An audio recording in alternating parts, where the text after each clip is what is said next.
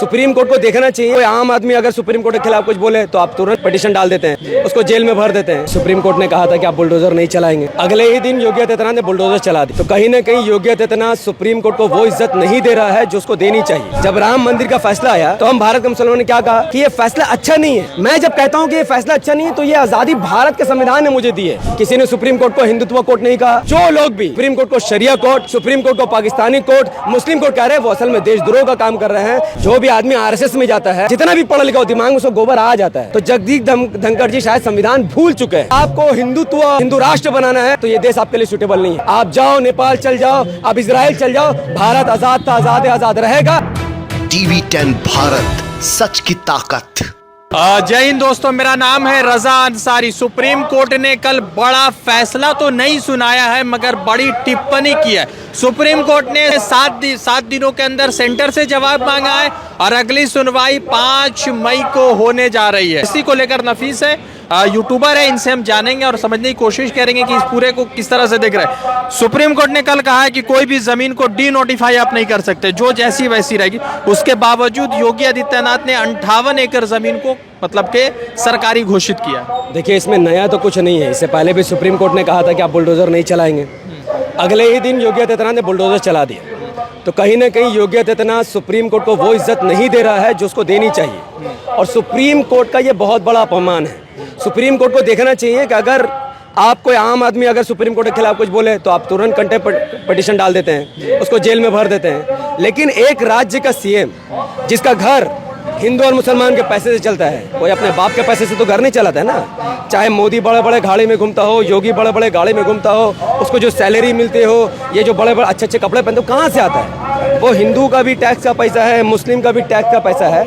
लेकिन आप सिर्फ एक धर्म को लेकर कार्रवाई कर रहे हैं। तो सुप्रीम कोर्ट ने जब कह दिया कि वर्क बाय यूजर को डिनोटिफाई नहीं किया जा सकता है, तो फिर आपने कैसे वहाँ पर कब्जा किया है? तो इस मामले में चाहिए कि चूंकि ये उत्तर प्रदेश का मामला है, वहाँ अखिलेश यादव विपक्ष में है, उनकी जिम्मेदारी है कि पूरा वीडियो बनाकर सबूत लेकर सुप्रीम कोर्ट में योगी के खिलाफ केस डाल दे, ताकि सुप्रीम कोर्ट इस चीज को देखे कि हमारे खिलाफ कौन उतर रहा है भाई, और योगी आदित्यनाथ के खिलाफ बड़ी से बड़ी कार्रवाई हो। इसके अलावा और कोई रास्ता नहीं है। आप सड़कों पर उतर कर इसको बंद नहीं करवा सकते हैं। जब तक सुप्रीम कोर्ट में आप सही तरीके से केस ना लड़ ले तो ये अखिलेश यादव की जिम्मेदारी है, जो वहाँ पर विपक्ष की भूमिका। राम मंदिर का फैसला आया तो कहा कि सुप्रीम कोर्ट ने बहुत अच्छा फैसला दिया, मगर जैसे ही कल सुप्रीम कोर्ट ने टिप्पणी की तो कहा कि ये सुप्रीम कोर्ट नहीं शरिया कोर्ट बन चुका है। ये जो लोग ये बात करें वो असल में देशद्रोही, देश के गद्दार लोग हैं। सुप्रीम कोर्ट देश का माई बाप है, देश का गार्जियन है। देश के संविधान को बचाने का उन्होंने जिम्मेदारी को लेकर के रखा है।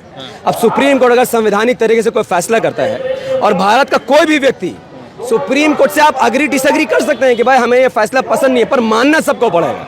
फर्क समझिए, जब राम मंदिर का फैसला आया तो हम भारत के मुसलमानों ने क्या कहा कि ये फैसला अच्छा नहीं है, पर मानते जरूर है क्योंकि वो सुप्रीम कोर्ट है।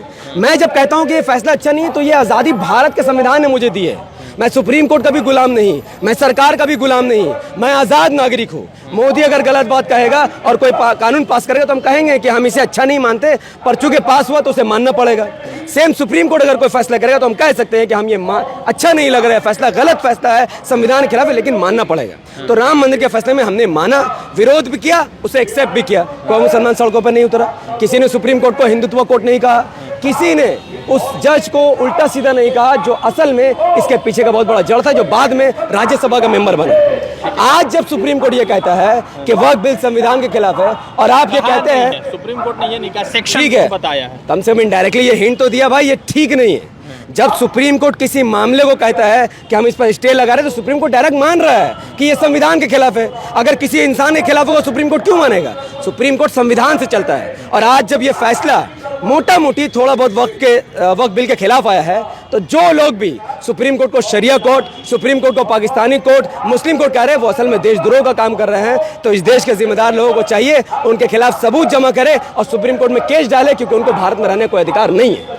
जगदीप धनखड़ कह रहे हैं कि सुप्रीम कोर्ट प्रेसिडेंट की तरह काम कर रहा है। 142 एक सेक्शन है जो सुप्रीम को स्वतंत्रता देता है सुप्रीम कोर्ट को कि हर मामले में अपनी बात रख सकता है। उस पर जो है जगदीप धनखड़ कह रहे हैं कि तो प्रेसिडेंट की तरह काम हो रहा है सुप्रीम कोर्ट द्वारा। देखिए, सुप्रीम कोर्ट को मुकम्मल आज़ादी है कि भारत के जिस कोने में कहीं पर भी अगर संविधान के खिलाफ काम हो रहा है, सुप्रीम कोर्ट उसमें हस्तक्षेप कर सकता है। ये जो जगदीप धनखड़ जी हैं, ये असल में थोड़ा संविधान कम जानते हैं। अरे लॉयर है, सुप्रीम कोर्ट के रह चुके हैं वो। भाई है तो भूल गए ना, आरएसएस यूनिवर्सिटी में जो जाता है दिमाग में गोबर भर जाता है। जो भी आदमी आरएसएस में जाता है, जितना भी पढ़ा लिखा हो, दिमाग में उसको गोबर आ जाता है, फिर संविधान उसके दिमाग से निकल जाता है। तो जगदीप धनखड़ जी शायद संविधान भूल चुके हैं।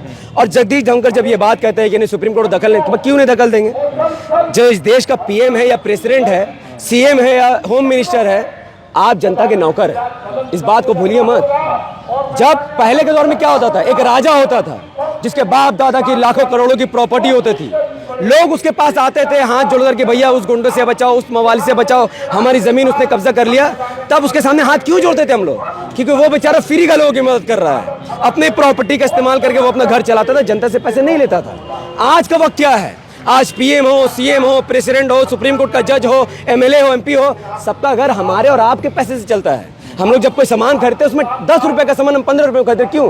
क्योंकि सरकार को टैक्स जा रहा है। तो जब हम अपने पैसे से किसी को पाल रहे हैं तो वो हमारा मालिक कैसे हुआ? तो सुप्रीम कोर्ट ये देख रहा है कि चूंकि जनता के पैसों से सुप्रीम कोर्ट का भी घर चल रहा है, जनता को बचाने की जिम्मेदारी सुप्रीम कोर्ट की है, और प्रेसिडेंट का कोई काम उनको नहीं अच्छा लगा तो बिल्कुल उन्होंने अपनी जिम्मेदारी निभाते हुए प्रेसिडेंट को लताड़ लगाई। मैं इसका समर्थन करता हूँ। नहीं, प्रेसिडेंट को लताड़ नहीं लगाई, वाइस प्रेसिडेंट ने ये बात कही। प्रेसिडेंट को उन्होंने कहा, प्रेसिडेंट का काम नहीं है कि 2 दिन में कानून साइन कर देंगे। प्रेसिडेंट का काम है 90 दिन तक देखना, जो कानून संविधान के खिलाफ है उस पर साइन करने का राइट प्रेसिडेंट का नहीं है। और जो राज्यपाल जो हर स्टेट में गड़बड़ कर रहे हैं उनको भी लताड़ लगाई सुप्रीम कोर्ट ने। तब जाकर जगदीप धनखड़ ने यह कहा कि सुप्रीम कोर्ट को इस मामले में नहीं बोलना चाहिए। भाई क्यों नहीं बोलेगा? ये किसी का बाप का देश थोड़ी है। अगर आपको हिंदुत्व ये हिंदू राष्ट्र बनाना है तो ये देश आपके लिए सूटेबल नहीं है। आप जाओ नेपाल चल जाओ, आप इजराइल चल जाओ, भारत आज़ाद था, आज़ाद रहेगा। हर कोई एक दूसरे से संविधान के लिए लड़ेगा, इंशाल्लाह वो चीज़ कभी बंद नहीं हो सकेगा, क्योंकि संविधान है तो आज़ादी है। अच्छा, क्या लग रहा है, योगी आदित्यनाथ ने 58 एकड़ जमीन को सरकारी जमीन घोषित कर दिया जो वक़्फ़ की पहले? देखिए 58 एकड़ ज़मीन जो योगी जी ने वक़्फ़ से पहले कर दिया है, ये कोई नई बात नहीं है। वो संविधान के खिलाफ हमेशा है, ठीक है। वो संविधान से खुद को ऊपर समझते हैं, कोर्ट से खुद को ऊपर समझते हैं। जबकि मस्जिदों को बुलडोज़र गिराने पे या किसी के घर पे बुलडोज़र चलाने पे कोर्ट ने वार्न किया था, बोला था, रोका था, तब भी उन्होंने कोर्ट को अगेंस्ट करते हुए बुलडोज़र चलवा दिया। तो इसका मतलब वो संविधान से और कोर्ट से खुद को ऊपर समझते हैं। एक सीएम का काम तो ये नहीं है, सीएम का काम है स्टेट के लोगों को लेकर चलना, ठीक है। सीएम क्या, पीएम और सीएम दोनों एक जैसे हैं यहाँ पे। क्या लग रहा है कि वक़्फ़ बिल वापस करेगी सुप्रीम कोर्ट, रोक लगाएगी? देखिए वक़्फ़ बिल कोर्ट पे भरोसा है, कोर्ट संविधान से चलता है। और इंडिया का जितना आवाम है, जनता है, किसी भी कौम से हो, कोर्ट पे, न्यायालय पे सबको भरोसा है। तो सुप्रीम कोर्ट पे भरोसा है कि जो भी फैसला होगा बेहतर ही करेंगे वो, ठीक है।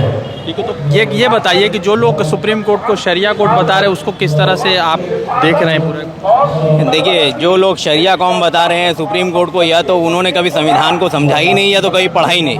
ये तो वो या तो फिर वो बीजेपी वाले लोग होंगे, या तो फिर गॉडसे को मानने वाले लोग होंगे। क्योंकि गांधी को मानने वाले लोग कभी ऐसा बोलेंगे नहीं, क्योंकि गांधी को मानने वाले लोग हमेशा कोर्ट को ऊपर रखते हैं, संविधान को ऊपर रखते हैं। ठीक है, तो बहुत सारे लोगों से हमारी बातचीत हुई। सुप्रीम कोर्ट ने जिस तरह से इस पूरे मामलात में सरकार को लताड़ लगाई है, उस पर कई तरह के बयान आए। योगी आदित्यनाथ सरकार ने 58 एकड़ ज़मीन जो बताया जा रहा है वक़्फ़ की थी, उसको सरकारी घोषित कर दिया। कई तरह के सवाल उठ रहे हैं। उसी बीच जो है पूरे देश भर में पूरे प्रदर्शन भी हो रहे हैं, मगर सरकार ने कहा है कि प्रदर्शन नहीं होने चाहिए और हिंसा तो बिल्कुल भी नहीं होनी चाहिए। जो जहाँ कहीं भी जो हिंसा हो रही उसके हम समर्थन में नहीं है और ना ही हम हिंसा को समर्थन करते हैं। रज़ा अंसारी की रिपोर्ट।